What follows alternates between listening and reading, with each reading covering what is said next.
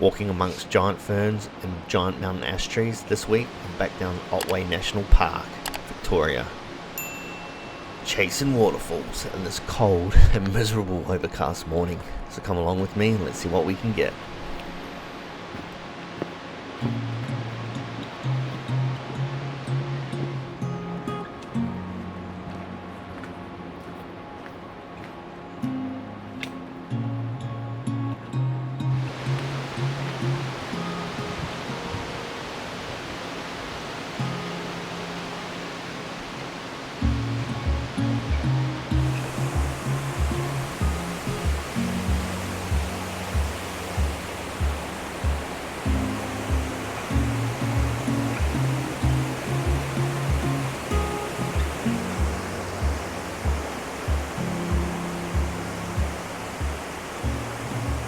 Made it halfway to my destination. This is where most people end up, on the viewing platform. Triplet Falls, as you can see, massive cascade down the rocks. It breaks up into three sections. One this side, there's one in the middle, and then there's another sort of cascade over that side. And then it goes down into tiers down in the valley. And what I want to do is get down in the valley and shoot the lower cascades down, way down in there somewhere. So I don't think there's an actual park's official path to the base of this waterfall. I think it's just a mud track that people have made. So should be fun. Can't wait to get down there and explore. But yeah, might take an image up here. Light's pretty crap up here. It is an overcast day, but big scenes like this don't really make, well, for me anyway, don't make the best images, this grandeur of it. But there's a nice tree back in here. I might get my tally on and zoom in on this tree and then get the waterfall in the background. If that works out, I'm going to chuck it up. But for now, I'm going to get on my way, walk down this path, probably another 500-600 meters down into the valley, and then yeah, we'll pick it up from there. All right.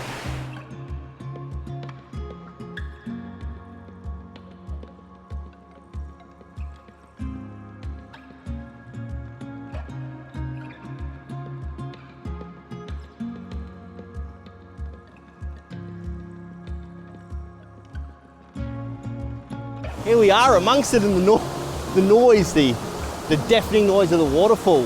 It's just behind me here, as you can see. Couple of factors, or a couple of things that when I researched the waterfall, you could get sort of in behind the base here. I'll swing you around. So the waterfall comes down here, down into a stream. And I've seen photos sort of looking back up the Triplet waterfalls, which is actually back up in there. But yeah, we've had quite a bit of rain over the last few weeks, and there's no way I'm getting across the creek itself to get underneath the waterfall. It's just, it's flowing too fast. I slipped over a couple of times just coming along the bank here. I'm definitely not going to try my luck going across these rocks and getting the image that I guess I was after. But never mind, I'll just show you around a bit. It's a bit tight in here. So this is actually off the track. The track lookouts, you scramble down a hill that some people have made over the years to get down here. But I will jump down in here. Sorry if you can't hear me, it's quite loud. There. So yeah, camera's set up there. The wall, the bank's there, and then the quite fast flowing stream there. It actually splits here and down the other side, and the majestic waterfall is back under that, can't quite see it, under that fern. So I've had to throw out my preconceived ideas, which is usually the case with landscape photography. And yeah, I've got this little stream down in here running off of these fallen logs and the main waterfall back there to play with. I've also got a little waterfall back in there I can play with. And then I might come down the stream a bit where I is, just over my shoulder here and maybe shoot back up and get another image there. So looking around, I've got 2 or 3 compositions I can play with, which isn't too bad, and see what else I can do without getting myself in trouble. It's a good 2-kilometer walk out of here, back up to the car, and I'm the only one here. It's a weekday, so if I slip and injure myself, we're in a world of trouble, really. I'll just check my phone. I should have done that before for reception. I doubt it. Yeah, no reception down in here. Surprise, surprise. So I'm gonna have to go be very careful around these slippery rocks and waterway. Roll my ankle or anything, I'll be crawling up on my knees and crawling up the face of this hill, and then I don't know how I'd get back to the car even from there. So play it safe first and foremost. Second, we'll get some nice images, hopefully, and that'll bring me to my first composition just set up over here. So we'll jump over there and see what kind of image we can get. I'm using my handheld pocket here. Just, it's a lot easier than setting up the actual vlogging camera. So you'll have to bear with me on a few of these explanation or vlogging little tips here through the little camera. But as you can see, looking back through here, I've got these fallen dead logs crisscrossing, and I've got a nice foreground down here. Some ferns, nice green moss. I'll put my 20mm on. I'm excited to use my 20mm. I don't get to use it that much, so I thought I'd give it a go. Perfect for waterfall photography. Prime lens, f2.8, or 1.8, sorry, S. So it's the top of the line Nikon lens. I've got my polarizer, or circular polarizer on, and I've talked about that before. I've put it on the front, and I've dialed this little wheel here, looking through the back of the camera, and it'll darken out, or take the glare off all the rocks and the logs in the front of this image, instead of having that real shiny, bright look. Overcast day, simple shot, just what you see in here. What are my settings? Important. Water's flowing quite quickly, so I don't want that real mushy look. So 1/5 of a second, I might go a little bit faster, I'm not sure. F9, because I've got my polarizer on, it is quite dark in here, although it might not look like it. I'm in a rainforest, so I'm at ISO 200.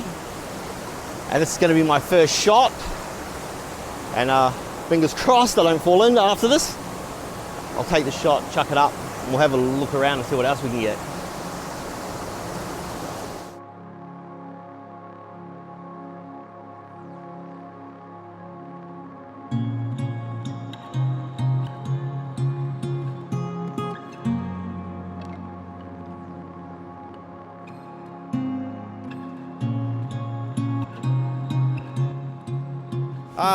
Looking around, trying to find some compositions.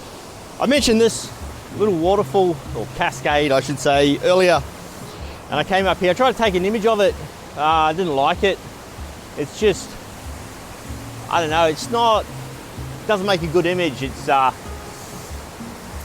yeah, it's just a messy little creek, really. Nothing nice in the foreground. There is a dead tree, but it didn't work, so I came just down a little bit from where I was, or up. Well, and now swinging around, I'm looking down the stream. The image I took before is just looking back up that way, if you would. So now I'm looking down. Thought I'd make something a bit different. So I've got this fern tree here, right here. Where are we? Try doing this backwards. This fern tree on the right side of my image. Here we are. It's got some nice light up the side there. And then I'm looking down. There's a dead tree down there, which I'm again using my polarizer just to punch it and get rid of any glare off the wood, or the wet timber wood. And then I'm looking, this is difficult. I'm looking down the stream. It's moving quite fast, but what are my settings? I did do a test shot, half a second. That's right, half a second. shutter. I don't mind that looking a bit more silkier than say a waterfall. Sort of draws you into the image, and then up through to the fern trees behind it. Another quite simple image really. I did change my lens. I thought I got a little bit wider, so I've put my ultra wide or 14 to 30 mil lens on here. Really, again, a really nice, amazing lens, I should say, for landscape photography. One of the best, especially for waterfall. So yeah, half a second, f10, ISO 250. Hope it's a nice one. And I'll chuck it up for you.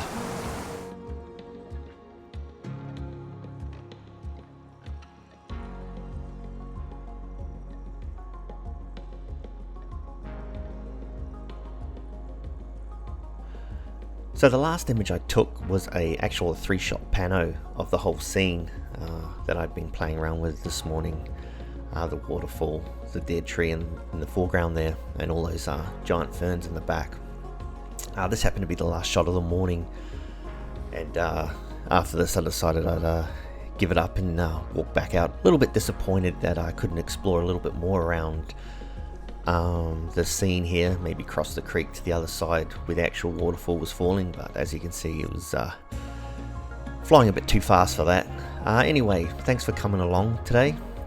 I hope you enjoyed it. Give it a thumbs up, and I'll see you on next week's adventure. Have a good one.